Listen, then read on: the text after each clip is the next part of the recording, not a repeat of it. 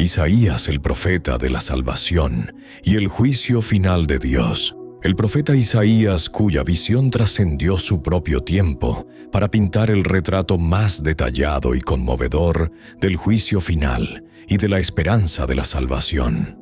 Prepárate para un viaje épico al corazón de la profecía a través del profeta Isaías. Nos trasladamos en el tiempo y nos remontamos en el siglo VIII a.C.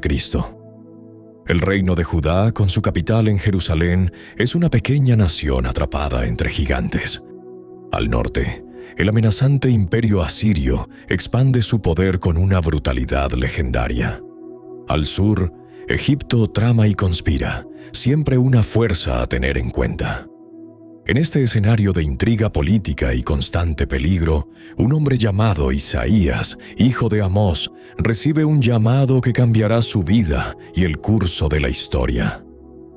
La tradición nos dice que el profeta Isaías era de linaje noble, quizás incluso emparentado con la familia real. Esto le daba un acceso sin precedentes a los pasillos del poder, al mismo trono del rey. Pero su visión no se limitaba a los palacios. En el año en que murió el rey Usías, Isaías tuvo una experiencia transformadora. En una visión celestial, el profeta Isaías vio al Señor sentado en un trono alto y sublime, rodeado de serafines que clamaban: «Santo, Santo, Santo». La majestuosidad era tan abrumadora que Isaías clamó su propia indignidad. Fue en ese momento de humildad absoluta que fue purificado y comisionado. Su misión: llevar la palabra de Dios a un pueblo de corazón endurecido. El ministerio del profeta Isaías se extendió durante los reinados de 4 reyes de Judá: Usías, Jotam, Acaz y Ezequías. Cada reinado presentaba sus propios desafíos. Bajo el rey Acaz, Judá enfrentó una crisis existencial. Los reinos de Israel y Siria formaron una alianza para atacar Jerusalén. El pánico se apoderó de la ciudad. Acaz, aterrorizado, buscó una alianza con el temible imperio de Asiria. El profeta Isaías se enfrentó al rey con un mensaje audaz: confía en Dios, no en los ejércitos de los hombres. Para darle seguridad, le ofreció una señal divina. Acaz, en una falsa muestra de piedad, la rechazó. Pero la señal fue dada de todos modos. Una señal que se convertiría en una de las profecías más famosas de todos los tiempos. He aquí que la Virgen concebirá y dará a luz un hijo, y llamará su nombre Emmanuel, que significa Dios con nosotros. Para el contexto inmediato de Acaz, la señal apuntaba a un nacimiento que conformaría que Dios estaba con Judá y que sus enemigos no prevalecería antes de que el niño tuviera edad para discernir. Pero las palabras del profeta Isaías tenían un eco mucho más profundo, una promesa que se desplegaría siglos después. Avanzamos al reinado de Ezequías, un rey más justo que su padre Acaz.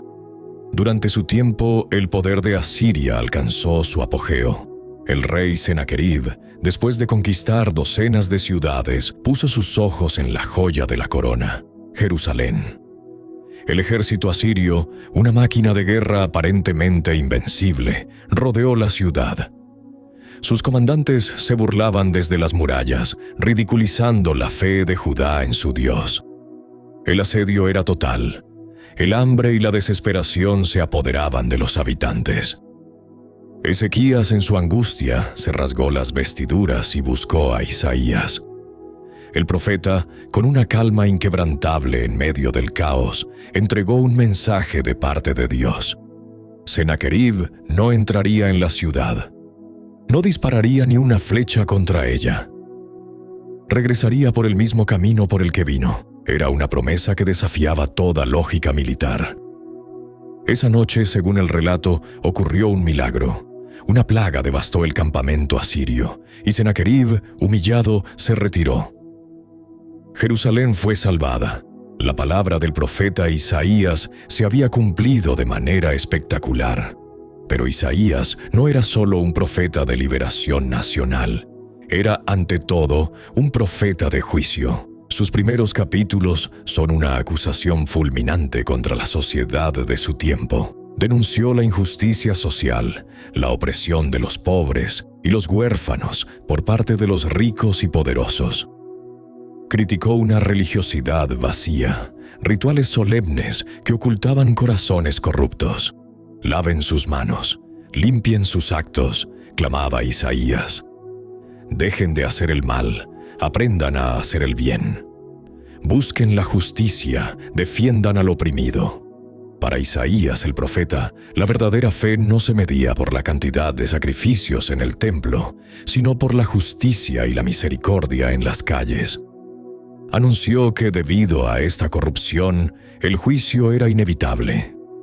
Jerusalén, la ciudad amada, sería castigada. El pueblo sería llevado al exilio. Estas no eran palabras fáciles de decir ni de escuchar. El profeta Isaías fue un hombre que a menudo se sintió solo y rechazado, hablando una verdad que nadie quería oír. Su mensaje era una espada de doble filo. Advertencia severa para los impenitentes, pero consuelo inmenso para los que confiaban. Y es aquí donde el libro de Isaías da un giro extraordinario. A partir del capítulo 40, el tono cambia drásticamente. De la oscuridad del juicio inminente, pasamos a la luz brillante de la restauración y la esperanza. «Consuelen, consuelen a mi pueblo», dice el Señor. Es un mensaje para los exiliados en una tierra lejana, para un pueblo que ha perdido su hogar y su templo. Isaías el profeta les pinta un futuro glorioso. Habla de un nuevo éxodo, no desde Egipto, sino desde Babilonia. Un camino se abrirá en el desierto y los redimidos de Dios regresarán a casa con cánticos de alegría. En medio de estas promesas de restauración, emerge una figura misteriosa y central, el siervo sufriente. Isaías describe a este siervo en 4 poemas o cánticos. Es alguien elegido por Dios, pero que sufrirá de manera incomprensible. Será despreciado y rechazado por los hombres, un varón de dolores, experimentado en el sufrimiento. Cargará con nuestras enfermedades y sufrirá nuestros dolores. Será traspasado por nuestras rebeliones y molido por nuestros pecados. El castigo que nos trae la paz caerá sobre él, y por sus heridas seremos curados. Esta descripción es asombrosa. ¿Quién es este siervo? ¿Un individuo? A lo largo de los siglos, los eruditos han debatido su identidad. Pero para millones de cristianos, estas palabras son el retrato profético más claro y conmovedor de Jesús de Nazaret, Rey, de reyes y Señor de señores. Un Mesías que no vendría como un rey conquistador, como muchos esperaban, sino como un siervo humilde que daría su vida en sacrificio por la salvación de la humanidad. El profeta Isaías, 700 años antes, había previsto el sacrificio en la cruz. Pero el sufrimiento no es la última palabra. El profeta ve más allá. Después del sacrificio, el siervo verá la luz y quedará satisfecho. Su muerte traerá justificación a muchos. Y la visión de Isaías se expande aún más hacia el final de los tiempos. Describe un futuro escatológico donde Dios creará nuevos cielos y nueva tierra. En esta nueva creación, el dolor, el llanto y la muerte ya no existirán. La naturaleza misma será transformada. El lobo y el cordero pasarán juntos. El león comerá paja como el buey. Será un reino de paz universal y perfecta, donde el conocimiento de Dios llenará la tierra como las aguas cubren el mar. Jerusalén será restaurada no solo como una capital terrenal, sino como el centro espiritual del mundo. Todas las naciones fluirán hacia ella para aprender los caminos de Dios. De Sión saldrá la ley, y de Jerusalén la palabra del Señor. Convertirán sus espadas en rejas de arado, y sus lanzas en podaderas. No alzará espada nación contra nación, ni se adiestrarán más para la guerra. Es la visión definitiva de la paz mundial, arraigada en la adoración al único Dios verdadero. La influencia del profeta Isaías es incalculable.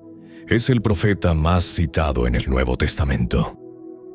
Jesús comenzó su ministerio público en Nazaret leyendo un pasaje de Isaías, aplicándoselo a sí mismo. El Espíritu del Señor está sobre mí, porque me ha ungido para dar buenas nuevas a los pobres. El libro de Apocalipsis toma prestadas muchas de sus imágenes de la visión de Isaías sobre los nuevos cielos, la nueva tierra y el mar de cristal. Desde los salones del poder en Jerusalén hasta las orillas de los ríos de Babilonia, la voz del profeta Isaías resonó con una claridad y una fuerza inigualables. Fue un poeta, un estadista, un reformador social y, sobre todo, un visionario. Vio la santidad de Dios, la pecaminosidad del hombre, la certeza del juicio y la increíble profundidad de la gracia divina. Nos legó un universo de profecías que abarcan desde crisis geopolíticas inmediatas hasta el destino final del cosmos. El profeta del juicio es, en última instancia, el profeta de la salvación eterna.